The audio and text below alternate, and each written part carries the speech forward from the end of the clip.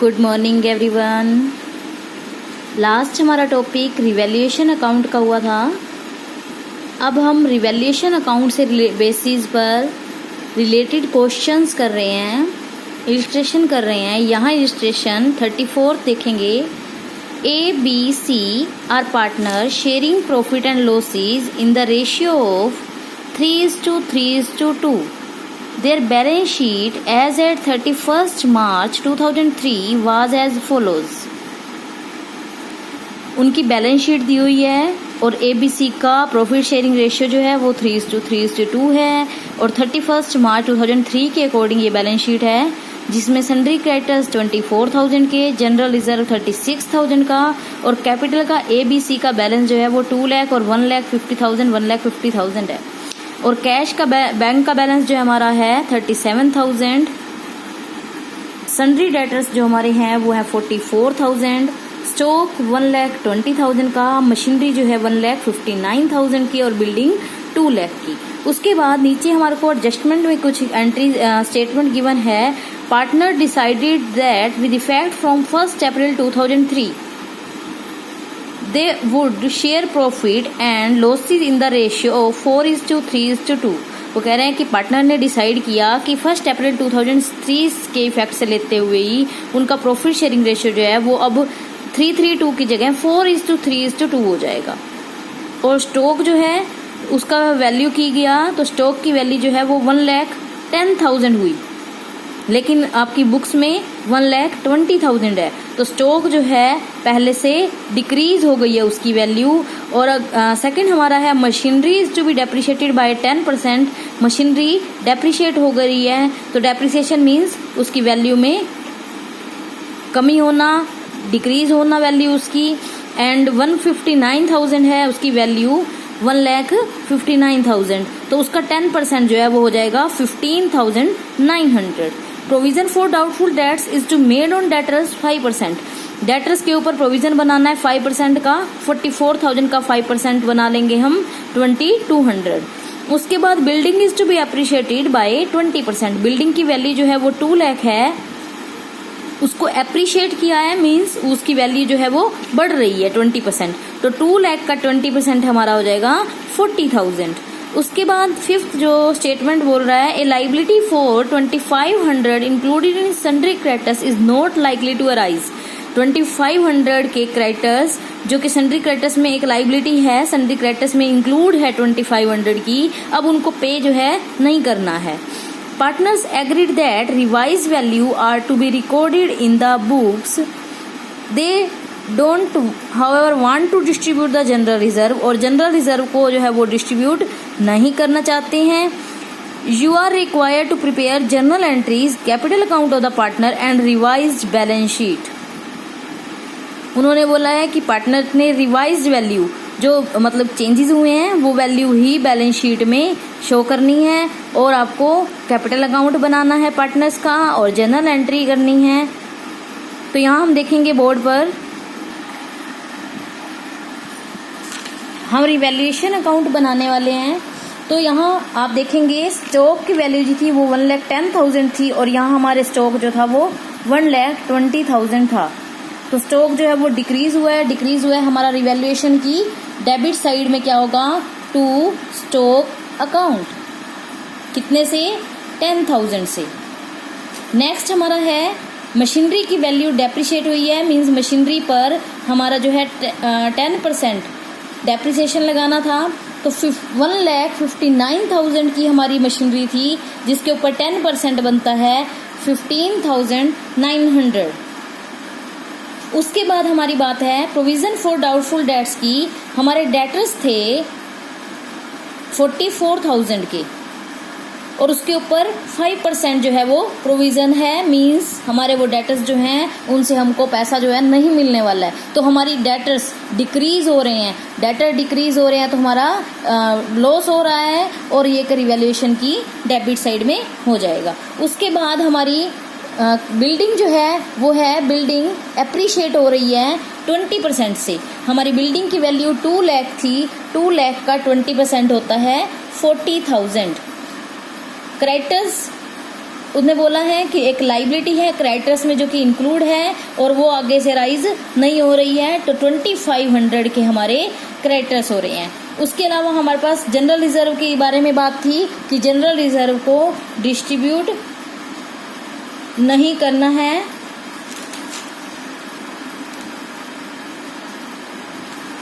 तो यहाँ हमारा रिवैल्यूएशन से रिलेटेड और कोई आइटम नहीं है, तो हम क्या कर रहे हैं, दोनों साइड का जो है टोटल कर रहे हैं। इस साइड का टोटल करने पर आ रहा है 42500 और इस साइड का टोटल करने पर आ रहा है 15 + 10 25,900 + 2200, ये हमारा हो जाता है 28,100। ये 28,100 जो हमारा हो जाता है, इसमें से जब हम ये लेस कर रहे हैं मीन्स हमारी क्रेडिट साइड ज़्यादा हो रही है, तो इसमें से ये लेस करने पर हमारा जो आता है वो है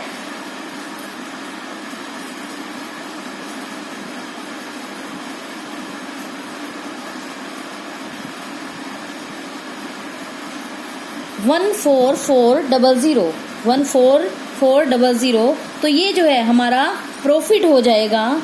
तो यहाँ profit on revaluation account, profit on revaluation account जो है हमारा ट्रांसफर करते हैं हम कहाँ, पार्टनर्स के कैपिटल अकाउंट में। तो transfer to partners capital account.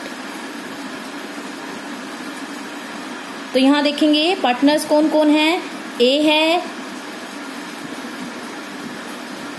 मुझे थोड़ा सा रब करना पड़ेगा,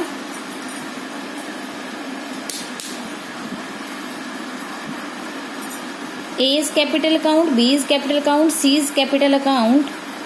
उनका जो रेशियो है वो ओल्ड रेशियो के अकॉर्डिंग होगा ये, क्योंकि जो प्रॉफिट उनके पहले मीन्स उनकी जो गुड ये है हमारी एसेट्स है, वो लाइबिलिटी है, वो पहले की है और उसमें जो चेंजेस आ रहे हैं तो वो पहले ओल्ड रेशियो के अकॉर्डिंग ही डिस्ट्रीब्यूट करेंगे, 3:3:2 में ही करेंगे।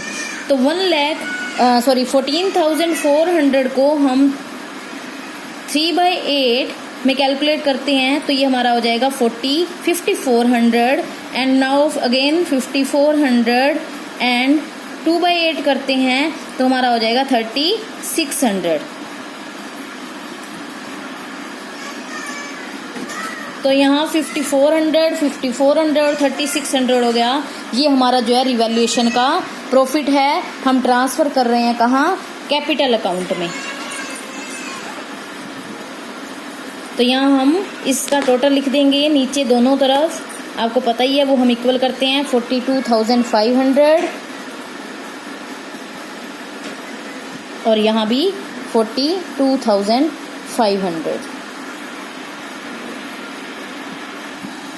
सेकंड पार्ट में हम रिवैल्यूएशन से रिलेटेड जर्नल एंट्री कर रहे हैं, रिवैल्यूएशन से रिलेटेड जर्नल एंट्रीज कर रहे हैं। तो यहाँ आप देखेंगे जर्नल एंट्रीज में सबसे पहली एंट्री जो है हमारी वो स्टॉक डेबिट साइड के आइटम्स की थी। यहाँ रिवैल्यूएशन अकाउंट डेबिट होगा to stock, to machinery, to provision for doubtful debts. 28,100 credit side में जाएगा, 10,000, 15,900 एंड 2200। ये decrease in the value of assets दिखा रहा है, मींस हमारा रिवैल्यूएशन अकाउंट डेबिट हो रहा है स्टॉक के डिक्रीज होने पर, मशीनरी के डिक्रीज होने पर और प्रोविजन ऑफ डाउटफुल डेट्स के डिक्रीज होने पर। सेकंड एंट्री हमारी है इंक्रीज ऑफ एसेट्स की एंड डिक्रीज ऑफ लाइबिलिटी की, building account debit, sundry creditors account हमारा debit to revaluation account. Revaluation account जो है वो क्रेडिट हो रहा है क्योंकि हमारी बिल्डिंग जो है वो एप्रिशिएट हुई है 40,000 से और क्रेडिटर्स जो है वो 2500 से, तो हमारा टोटल इस साइड का हो जाता है रिवैल्यूएशन का 42,500। फिर रिवैल्यूएशन अकाउंट के जो प्रॉफिट्स हैं, revaluation account debit to A is capital, to B is capital and to C is capital. यहाँ देखेंगे ABC का जो हमारा ये है वो 14,400 था। एज कैपिटल में 5600, 3:3:2 में डिवाइड करेंगे 5400 एंड 3600। 5400 एंड 3600। इसके अलावा हमारी एक जनरल एंट्री होगी जनरल रिजर्व से रिलेटेड। तो जनरल रिजर्व का जो है हमारा अमाउंट थी, जनरल रिजर्व की हमारी अमाउंट है 36,000।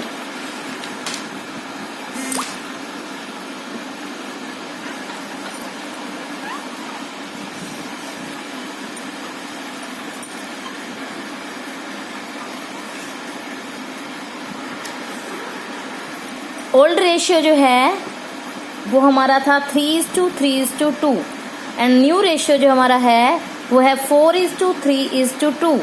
हम यहाँ पर क्या कर रहे हैं, सेक्रीफाइस और गेन निकाल रहे हैं। तो वो हमारा आ जाता है ए का 3/8 minus 4/9 is equal to 5/72। Minus 5/72 आएगा क्योंकि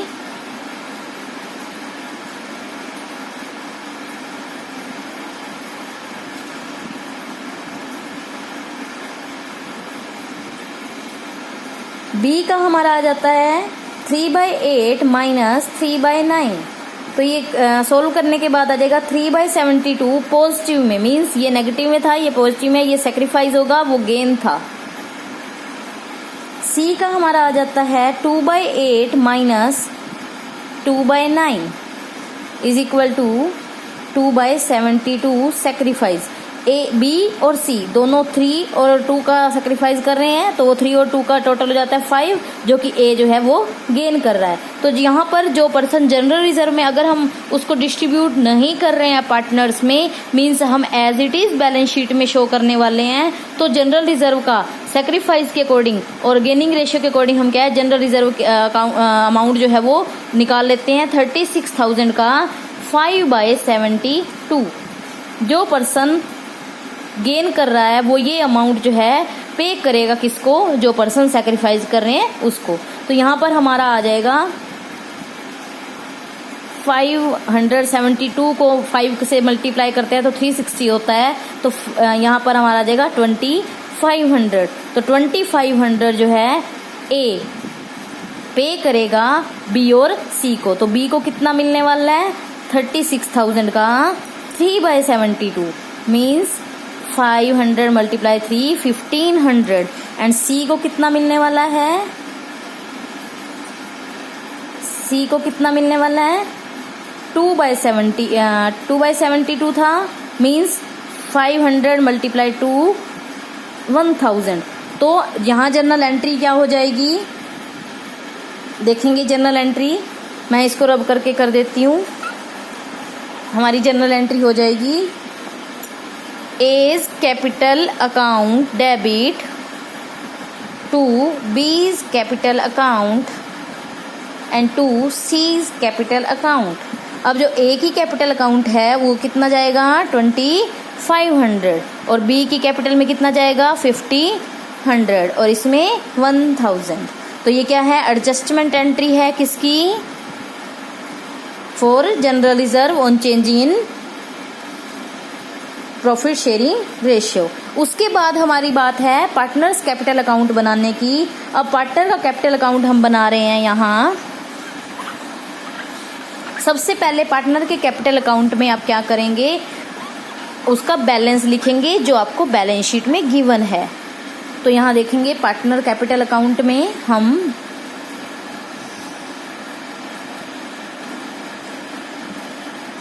पार्टनर्स का बैलेंस लिख देंगे। यहाँ ए का, बी का एंड सी का बाय बैलेंस बीडी। वो हमारा है 2 लाख, 1,50,000,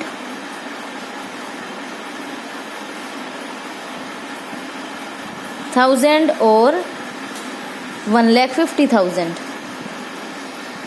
रिवैल्यूएशन से उसको मिला प्रॉफिट 5,400 और 3,600।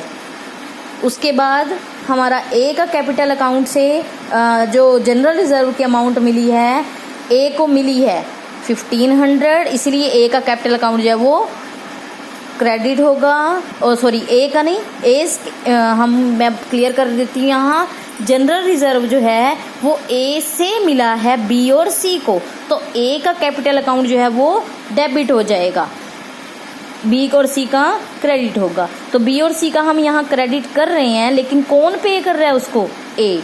तो यहाँ अगर हम बात करें तो यहाँ पर यही 2,500 जो है वो ए के अकाउंट से डेबिट हो जाएंगे। तो 2,500 ए के अकाउंट से डेबिट हो रहे हैं, तो यहाँ पर हम क्या लिखेंगे? 1,500 इसके नाम से, बी इसके नाम से, और 1,000 जो है वो सी के नाम से। और इसके बाद हमारी कोई और आइटम नहीं है, तो हम यहाँ पर इसका टोटल कर लेते हैं। इसका टोटल हो रहा है 2,05,400 और इसका टोटल हो रहा है 2,500। तो बैलेंस हमारा आ जाता है 2,02,900। तो यहाँ हमारा टोटल जो है वो सेम हो जाएगा, क्या? 2,05,400। उसके बाद हमारी बी की बात थी। बी का टोटल देखेंगे, 1,50,000 था, 5,400 था, 1,500 था। तो ये हमारा टोटल करने पर बनता है क्या? 1,56,900। आप यहाँ लिखेंगे, मेरे पास स्पेस कम है इसलिए मैं थोड़ा नीचे लिख रही हूँ। तो 1,56,900 में से हमारा बी का कोई डेबिट बैलेंस नहीं होता है, मीन्स उसकी डेबिट साइड की कोई अमाउंट नहीं है, तो ये ऐसे का ऐसे हमारा बैलेंस पूरा का पूरा यहाँ आ जाएगा। तो इसका टोटल भी ये। उसके बाद सी का 1,50,000 था, 3,600 था, 1,000 था, तो इसका टोटल करके होता है 1,54,600। तो हम यहाँ पर क्या करेंगे? इधर भी कुछ नहीं, हमारा आइटम नहीं है, तो ये ऐसे का ऐसे। तो ये टोटल हमारा 1,54,600 हो जाएगा। नेक्स्ट हमारी टर्न है बैलेंस शीट की लाइबिलिटीज, ये एसेट्स। तो बैलेंस शीट में उसने बोला है कि हमको रिवाइज्ड करके दिखाना है। तो हमारे क्रेडिटर्स जो थे वो थे कितने के? पहले 24,000 के। तो 24,000 में से 2,500 के क्रेडिटर्स जो है वो कम कर देने के बाद हमारा क्रेडिटर्स आते हैं 21,500 के। उसके बाद बात है हमारी जनरल रिजर्व की। जनरल रिजर्व हम as it is balance sheet में शो करने वाले हैं। Cash at bank, cash at bank का क्या है? हमारा बैलेंस जो है वो 37,000 था और बैंक के बैलेंस में हमारा कोई चेंज नहीं होता है। ना ही हम रिवैल्यूएशन अकाउंट बनाते टाइम इसको बैंक को रिवैल्यूएट करते हैं, क्योंकि बैंक से तो उतनी ही अमाउंट हमको मिलने वाली है जितनी हमारी अकाउंट्स में पड़ी है। तो सन्ड्री डेटर्स थे हमारे कितने के? 44,000 के। और हमारी लेस किया है हमने प्रोविज़न की अमाउंट थी 2,200। Provision for doubtful debt less करने के बाद हमारा आ जाता है 41,800। उसके बाद स्टॉक की बात थी। स्टॉक हमारा जो है 1,20,000 का पहले था, 10,000 हमारी लेस हो गए थे, तो 1,10,000 की बात हो गई। मशीनरी हमारी जो है डेप्रिशिएट हो गई थी, तो हमारी मशीनरी की वैल्यू जो है वो 1,43,100 बनती है, जो कि 1,59,000 में से आपको याद हो इसमें से हमने ये लेस करेंगे तो हमारा ये बन जाता है। नेक्स्ट हमारी जो है बिल्डिंग थी। बिल्डिंग हमारी अप्रिशिएट हुई थी, 2 लाख की थी, 20% अप्रिशिएट हुई थी, तो 2,40,000 की हो गई। और इस साइड का हमारा टोटल बन जाता है 5,71,900, 5,71,900। और इधर हमारा इसके अलावा कैपिटल का बैलेंस आएगा ए, बी और सी का। ए का कैपिटल अकाउंट हमारा जो आया था पीछे 2,02,900 था, 1,56,900 था एंड 1,54,600 था। इनका टोटल करने पर बनता है ये। इसके बाद हमारा दोनों साइड का टोटल जो है वो इक्वल हमारी ये बैलेंस शीट 5,71,900 एंड 5,71,900।